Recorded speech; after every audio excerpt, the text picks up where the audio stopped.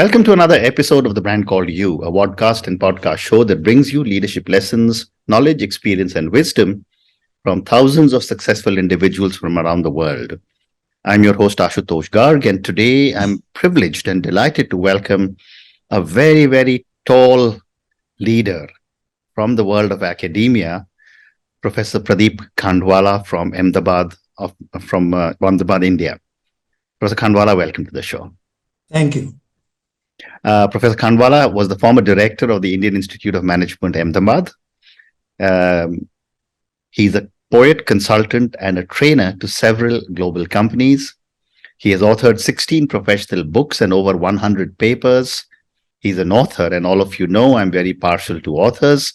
Well, he's an author of several books and papers, but his latest one is Fast Forward Towards Civilizational Greatness, Agenda for India. And of course, he has been awarded, recognized, and felicitated all over the world. So, sir, before we get into talking about IIM Ahmedabad and your book, you had quite an amazing journey, which took you to overseas, brought you back. Tell me a little bit about this amazing journey and what inspired you to pursue a career in education. Thank you. I think I should begin with my family because I think my upbringing has a lot to do with my career. Right. On both my father's and mother's side, they were freedom fighters and social reformers. On my mother's side, there were major literary figures. Knowledge was a passion. Correct.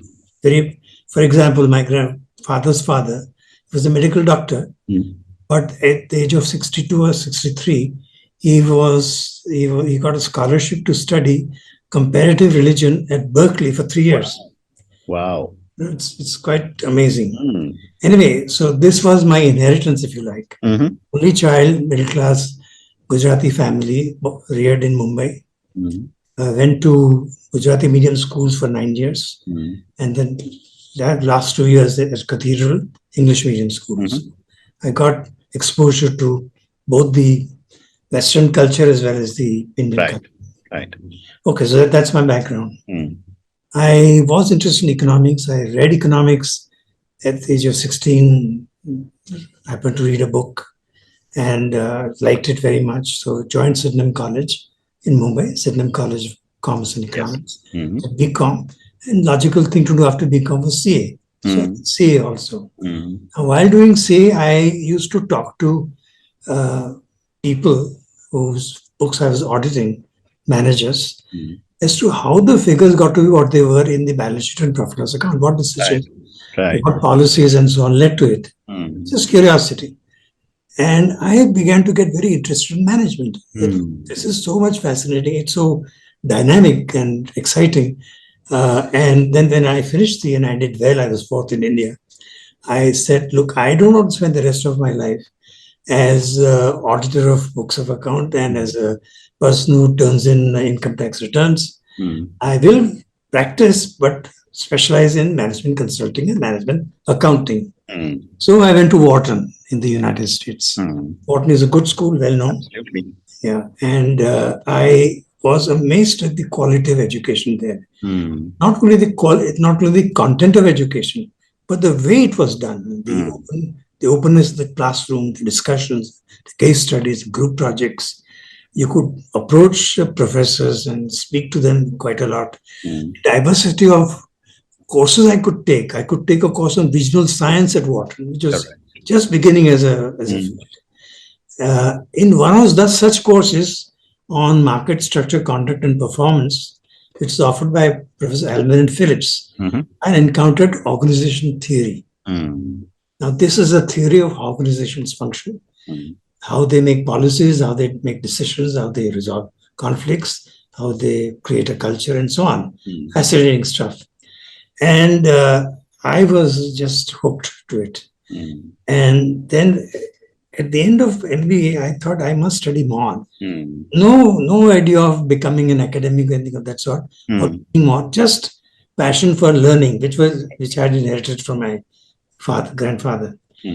So I applied for a Ford Foundation Fellowship. Mhm. And I got it. Luckily, it was a competitive thing, but I got it. Mhm. And I could go to any school of my choice. I was admitted to Harvard as well as many other schools. But Phillips told me that, look, if you are interested in organization theory, you go to Carnegie Tech, because the world's leading organization theorists are there. Herbert Simon, James March, Richard Syed, and so on. And you will get a quality of education there in organization theory that you will not get anywhere in the world. So I said, okay. And so I went to Carnegie Tech. And it was again a wonderful experience. One could talk to Herbert Simon, later Nobel laureate, at coffee break. Just like I'm talking to you. It was a very open, very, very rigorous program. Again, I could take courses of my choice, including a course on cognitive science with Herbert Simon. So it was a fascinating journey. And I was strongly influenced at that time by something called contingency theory. Now, contingency theory, in short, is a theory of how context in which the organization operates influences the design of the organization. Structure, policies, strategies, etc., are not developed in isolation. There is an interaction with the environment and so on. And the synergy perspective that you need to have all of these things hand together to create impact. Structure and strategy have to be married. Management systems have to be married with structure and strategy, etc., etc. And strategic choice, that you need to think in terms of the larger vision you have. Correct. Larger mission, if you like, larger vision you have. Long term, what do you want to be? So this was my perspective, and that stayed with me throughout. An interesting thing happened that I should mention at Carnegie. I was preparing for my doctoral qualifiers and working till late in the library. And about 1 o'clock or 2 o'clock in the morning, I was exhausted, totally exhausted. I was walking past an aisle of books and I saw a book called Creativity and Intelligence. And it just struck me as intriguing, creativity and intelligence. I thought intelligent people are creative. That was the assumption. But I picked up the book and I thought I would fall asleep reading a few pages. That was the idea. And I read through the book the whole night. It was so fascinating because it was a very graphic portrayal of two groups of children in a very highbrow Chicago school.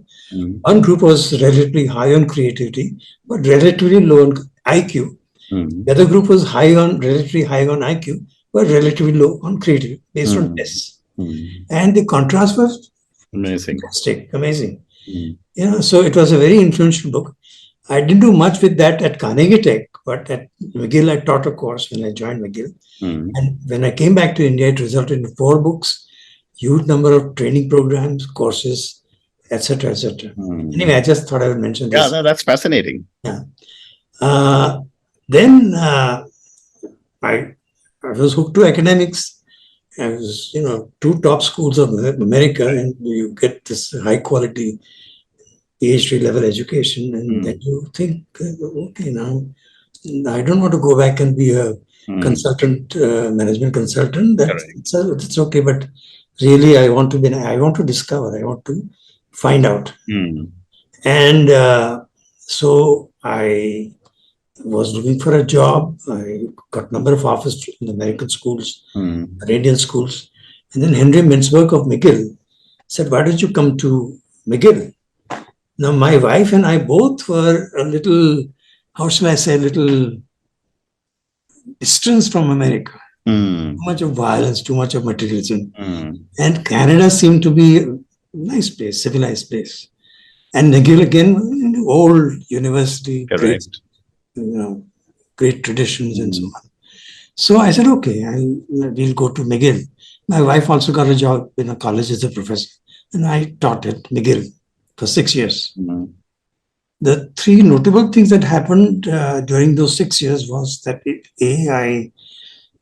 I did a lot of research there and got the Bronfman Award, the top research award of Canada, given by the Seagram Foundation, for best management research of the year.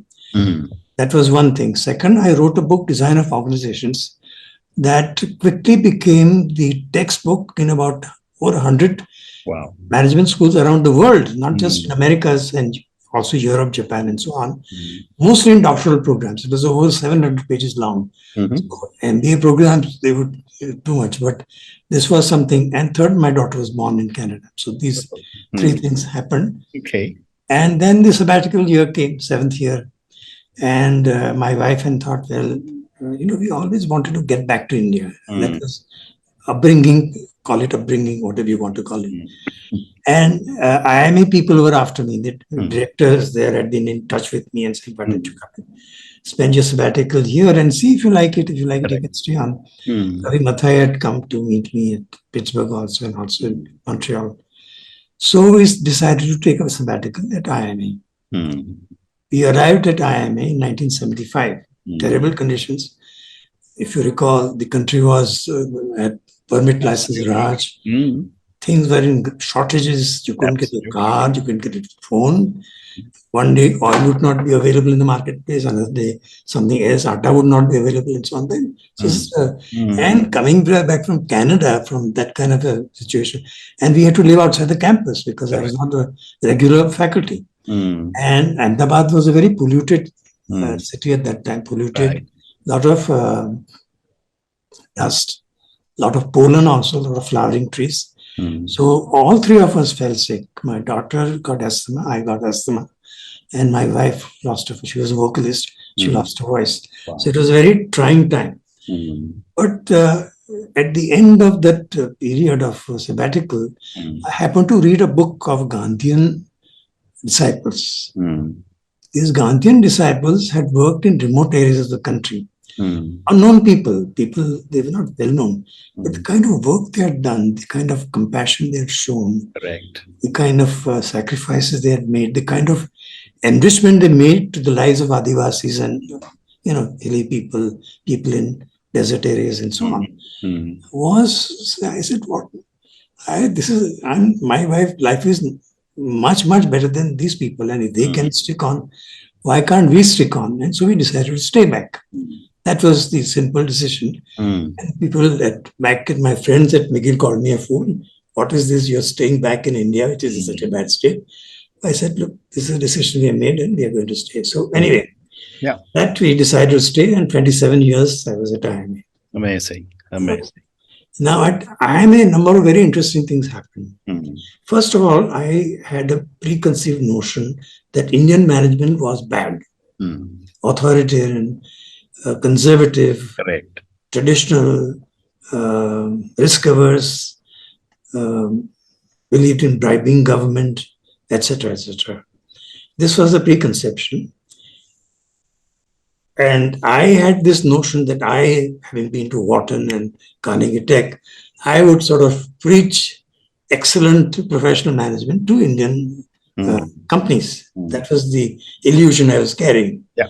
But I said, look, let me at least spend some time studying Indian management. So I spent 2 years, first 2 years of my stay at IIM, I studied management styles in India, partly by interviewing a number of people in various cities, various business groups and so on, and partly through a questionnaire-based survey of 90 companies. And I found some fascinating things. The Parta system, I think you probably know, Birlas used to have it. They had control over some 300 companies. And the way they controlled it was that every day in the morning, a statement and code would arrive at the desk of the head Birla, saying not only the sales for the day, purchases for the day, cash collection for the day, etc., but also profit for the day. Can you imagine? That time when computers were not in vogue, these people had been able to get that kind of a performance control system. The second thing that fascinated me, and the number of other things also, but second thing I have to mention is the way they groom their sons, these promoter groups. At a very young age, 12, 13, 14, during vacation periods, they would be sent to the factory or the company office. And they would be rotated through various departments and so on. So by the time they became 18 or 19 or 20, they understood fully management. And they were given a small company on their own. then gradually larger company and larger, then ultimately, of course, they would head a big company. Fascinating. My whole perception about Indian management and my research showed there was not one style, there are many, many styles. And in the same group, like Bajaj or Birla's, you could find different styles in different companies. Correct. So the whole stereotype of there being one Indian management style was shattered, at least in my mind. So that was my first, if you like, major breakthrough in terms of research. Second thing, I was invited by the World Bank. Now, the World Bank had been lending money to a number of countries because these countries were investing money in the public enterprises to promote national economic development. India was, African countries, South American countries, and so on. And they were worried because the money was not being used well. The enterprises were making losses, and there was a problem of, how do we proceed? And World Bank wanted some insights.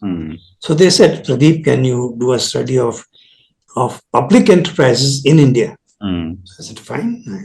I had no idea about public enterprises. Right. Private enterprise, but public enterprise is a different kettle of fish. So I took on that study. And along with that, a little later came another study where the Indian financial institutions, ICICI, IFCI and IDBI was the lead. Yeah. IDBI, IFCI and ICICI. They said, Pradip, can you do a study of Indian medium-sized companies because many of them are getting sick and our funds are getting blocked on performing assets. So both these studies I did, and as a complete surprise, some of these companies were being turned around. Some of these were being turned around but could not be turned around. And some of these were still where they were. So I had a kind of a mix of situations where some were failures, some were break-evens, and some were spectacular turnarounds. So I was very excited by that, and I said I must do a larger study. So then I collected 120 case studies from all over the world, published in Fortune and many other prestigious business magazines, Indian as well as Western. And I developed a way of coding management actions, 10 or 15 different actions. And I had two measures of performance, turnaround performance. One was you take the worst year before turnaround, say minus 10% on sales, then break even after 3 years, and then 1 year after break even, let's say 5% on sales. So you got a turnaround of 15%, divide that by 3 years or 4 years or whatever it is, and you get the rate of turnaround. Correct. The magnitude of turnaround is the difference between the performance 1 year after turnaround and the peak loss situation. That's the magnitude. So Correct. I had two solid, completely objective measures of turnaround performance. And it was a fascinating thing. 120 turnarounds is a big sample. So I could compare, for example, first world versus third world turnarounds. I could compare surgical turnarounds of the kind of American turnarounds you see, that you lay off thousands of people and close plants and so on, and like what's happening in IT in America right now. Correct. And non-surgical turnarounds, mostly in third world countries like India. You don't lay off people, any significant numbers, retain the workforce, but somehow you manage to turn around the company. And on both measures of turnaround, the third world turnaround was superior compared to the first. Astonishing finding. And the humane turnarounds, which I would call, non-surgical, were superior to surgical turnarounds, harsh turnarounds. Right. So this was again something, a revelation, at least to me, that you could have turnarounds of sick companies without causing so much of angst, so much of pain to at least to workers and staff. You lay off people, they're without jobs, and it wrecks family life and so on and so forth. So this was again something very, in my opinion, something very significant to me. Correct. This was something that was a contribution because nobody else had talked about this in the world. So that was my third thing. Then I was invited to give a paper in the United States at Case Western. Not Case Western, Case. Case, I forget the term. It was a very interesting conference on organizations of wisdom and courage. Suresh Srivastav and Cooper Ryder were the lead organizers. Yeah. And I was invited to give a paper. Now, I didn't know much about this wisdom business and all that. So I read widely and I wrote a paper on goodness.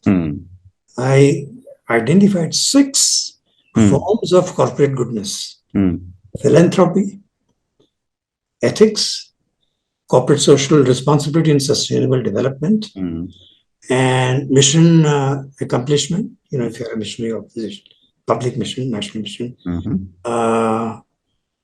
5th, what was the 5th? Corporate spirituality and corporate democracy. Okay. Yeah, six forms of goodness. And then I read further beyond that paper, and I was intrigued. I wanted to know whether goodness pays or not. It's all right to talk about goodness, but is it a paying proposition in a world of competition? Correct. As a sound business management person, obviously the concern is it going to make money or not? And I read a lot of literature, research literature on that. There was a study of studies in America of 60 or 70 researches on the relationship in corporate social responsibility spending as a percentage of sales and profit as a percentage of sales. Two completely objective measures. Right. In those 60 or 70 studies, there were some studies that were inconclusive. There are a few studies that were negative, but a large number of studies that were positive. And that was again very interesting. That look, it appears to be, at least for a large number of companies, majority of companies, is a paying proposition that you invest in corporate social responsibility, and with that comes ethics also. And you tend to get better performance. There's other research findings that young people prefer to enter those companies that are ethical, those people that had CSR, and customers also preferred. Correct. Okay, so you get 3 levels of goodness, effectiveness: actual profitability, customer loyalty, and young people coming into the organization. Well said. And there was a study, in fact, which. Sorry, is there a problem? No. It's got red here. Anyway, and there was a 650 companies were studied in America, where they tracked first the corporate social responsibility expenditure as a percentage of sales, and the performance in the subsequent years. And they found a positive relationship. Now, this is very interesting. It looks as if CSR is causing higher profitability. Correct. And it was a very intriguing, one of those intriguing situations where you don't expect it to be like that. Correct. I read further and I came across case studies, particularly of Procter & Gamble, I think, where the company was known to pollute streams in America with their products. We use pesticides, all kinds of things. And so they were under fire. Media was against them. There was also calls for banning the products and so on. So they spent about $150 million in R&D. And they came up with a whole lot of, I'm talking 1980s. They came with a whole lot of environment-friendly products. Packaging, for example. Now, if you package liquid, it's very bulky. Yeah. If you freeze it, if you make it a solid, the bulk is much less, so packaging is much less. They arrange their plants in such a way that the outputs of one plant became the inputs of the other. So at the end, there was virtually no waste. Yeah. Creative solutions, Yeah. I was quite intrigued that, look, this was possible, that innovation was the key to being good and profitable. Yeah, I agree. Sir, I'm sorry to interrupt you, but I'd love to cover a little bit today about your term at IIM Ahmedabad, and your book I'm going to schedule for another conversation. Okay, fine. So I'd love it if you talk to me about your tenure as director and what were some of your key learnings leading the finest management school of this country and maybe amongst the top few in the world. I became director in 1991. Yeah. 1997, 5-year term. Now, I would say, first of all, that IIM was a great place even before I joined it. Yeah. Great in the sense that it was very socially committed. It was not just a business school. It defined itself as a management school. Correct. So it was equally interested in management of public entities and cooperative societies and so on. So even before I joined IIMA, IIMA had set up Center for Management in Agriculture, which studied agricultural management practices, and Public Systems Group that studied large public systems like transportation, energy, education, and so on. So this was already done. Secondly, the directors, the original directors, the three directors, Vikram Sarabhai was the founding director, part-time. Ravi Mathai was the first full-time director, and Samuel Paul. All of them had developed good core values in the institute. They had made faculty governance an article of faith. So while the director retained all the power on paper, of course, much of the decision making was done by faculty committees. Okay. Of course, the director had the right to override them and so on, but nonetheless, a lot of decision making was done and a lot of discussions took place in faculty council and so on. And after that, only the director made a decision. So that was something. Third thing was no compromise on quality of admissions. Correct. That is what made IIMA such a, if you like, respected institute. Absolutely. Because no one, I'll give you one very interesting example. V.K.R.V. Rao was power minister. I'm talking of days of Mrs. Gandhi's governance. And he came to IIMA and he talked to Ravi Mathai, who was the director then, and said, we want to give you a large project of studying power management. Excellent. And then he said, by the way, my son is getting through this year and he would love to get into IIMA. So Ravi came out with him in the room. The heads of departments, faculty groups were there. And as he said that this is the minister and so on, and he has very graciously agreed to give us this contract. By the way, he has also mentioned that his son would like to come to IIMA. What shall we tell him? So unanimously, the president said, well, let him apply. And he must come through the normal application process. He did not get the contract. So this is the quality of... Fascinating. People. What an amazing story. Yeah, and that kind of value system, I think I inherited. And I also had a similar experience, but I won't mention because time is short. So now, when I became director, suddenly we found that the government told us that we are going to cut your annual maintenance grant by a certain figure, 20 lakhs. That time, 20 lakhs was quite a lot of money, absolutely. What do? You're an academic institution, you're not a business. So we brainstormed, went to the board, got their board's clearance. There was a lot of discussion in the faculty council, a lot of opposition, but I raised fees drastically, charging 1,000 rupees a month, a year as fees. He said, nothing doing, we're going to charge 50,000 rupees a year. But any student who is not able to afford, he will be available, absolutely. So that went through. And as a result, by the time I finished my term as director, the funds of the institute had tripled. Wow. So we were substantially financially independent of the government. That stood us in good stead in the future also.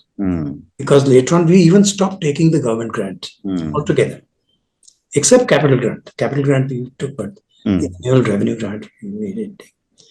That is one thing. The second thing was, I think, something very important that, to me at least, that was that IIMA had to ally itself to the changing times. Now, 1991, as you remember, was the year of liberalization, age of liberalization.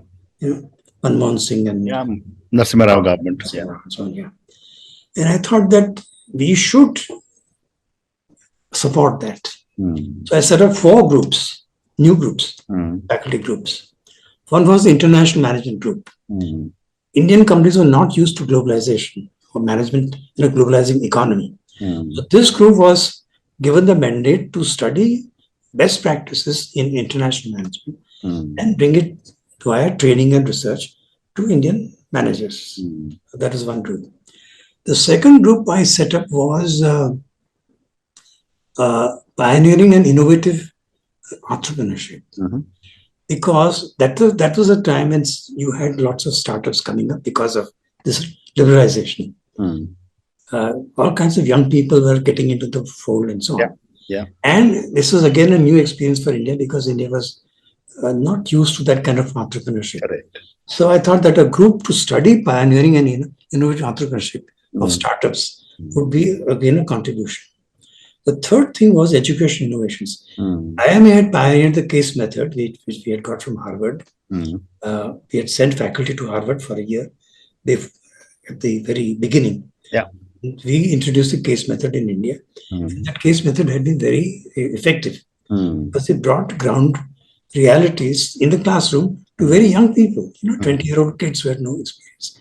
But cases gave them, and they went through 40, 50, 60 cases during the 2 years. And that gave them that kind of a feel for, without working, at least they could get some idea. Absolutely. So Ravi Mathai Center, in the name of our founding director, we set up the educational management group for spreading innovations.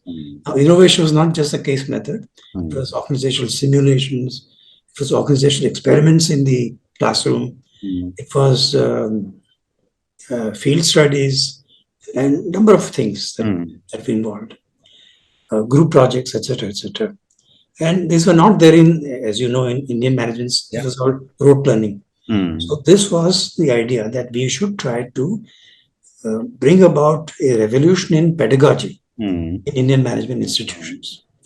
And the fourth was public policy management.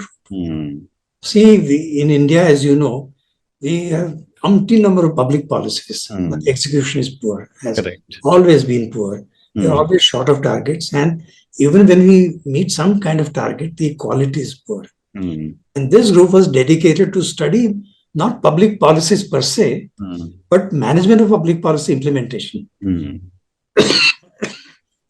And so I thought that with these four groups, we'll be able to make a contribution to India's emergence as a market economy, but a responsible, welfareist market economy, not just a capitalist economy, but one that was obviously concerned with the poverty and so on, but also gave the freedom to start enterprises, grow and so on.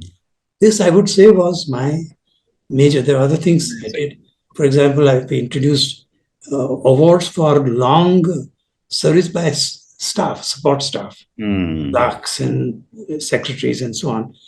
Forgotten people working very hard, very diligently. So I said, look, we'll give them an award of 10,000 rupees or 15,000 public function, and then you give them an award. And number of people. Then every day, I would have in my office for 1 hour anybody's birthday on that day. Every day, 4 or 5 people would come to my office for we would have tea and snacks and so on. And I would talk to them and listen to them and so on to try and create a bond, because the staff was always the subordinate staff. We, the mighty faculty, sort of several miles up. And I didn't like that idea at all. I think those people also were making very valuable contributions. Absolutely. So that was, I think I would say these were my... Quite amazing. The fourth thing was, I insisted on discipline in the sense that one professor was caught beating his wife. And the neighbors came to me and told me, and I called that wife, talked to her, got the details, called the professor and said, look, beating your wife is not kosher. You resign. Otherwise, you go to jail. I'll call the police and you go to the police. So immediately he was fired. Second was plagiarism. One of my friends, an academic friend's colleague, had done plagiarism. And somebody told me about this, so I appointed a committee to look into it, and they found real evidence of plagiarism. So I called him and said, I think withdraw the book, whatever you earn, royalty you pay to the institute, and come back with a revised edition which removes plagiarism. Or resign. Your choice. And he said, no, I'm not going to do that, I'll resign. So he said, no, he said, no, you do your worst. So we fired him. Amazing. We this example had to be, you have to protect the values. Absolutely. One major function of the director is to protect the core values of the institute. Very well said. Very Anyway, so this is broadly my. This is fantastic, sir. We've been speaking for a very, very long time today, but I really do need to end our conversation today because we've gone over time now. But I will reach out to you for a second conversation where we'll focus about your book, because your subject, Fast Forward Towards Civilizational Greatness, an Agenda for India, is not only of tremendous interest to me, but I'm sure it'll be of tremendous interest to our viewers and listeners. But I think today, sir, your journey, I think it's been so inspiring. I mean, ethics-based, value-based leadership in the world of education is something that I think you have brought not just to India, but into the 2 American universities that you worked in also. And I think your own values precede you as a management leader, as the director of Indian Institute of Management, Ahmedabad, and as someone who has done so much work with so many different private and public sector organizations. Thank you, sir, for speaking to me today, and I look forward to my next conversation. Thank you. Thank you for listening to The Brand Called You videocast and podcast, a platform that brings you knowledge, experience, and wisdom of hundreds of successful individuals from around the world. Do visit our website www.tbcy.in to watch and listen to the stories of many more individuals. You can also follow us on YouTube, Facebook, Instagram, and Twitter. Just search for The Brand Called You.